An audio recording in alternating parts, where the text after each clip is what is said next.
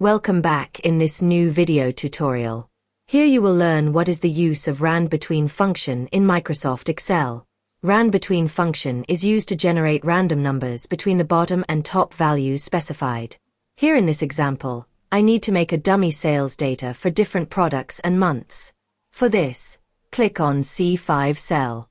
Press equals, then type Randbetween, open the bracket. In bottom value, type the minimum number to generate. For example, 24. Give a comma.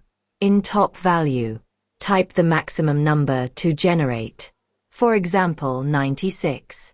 Close bracket and press enter. Now, use the fill handle to populate the formula for other cells.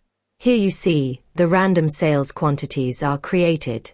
These numbers will keep on recalculating when a cell is changed.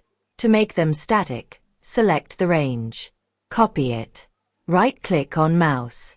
Click on Paste Special. Select Values. Click OK. So, this is the use of Randbetween function in Microsoft Excel.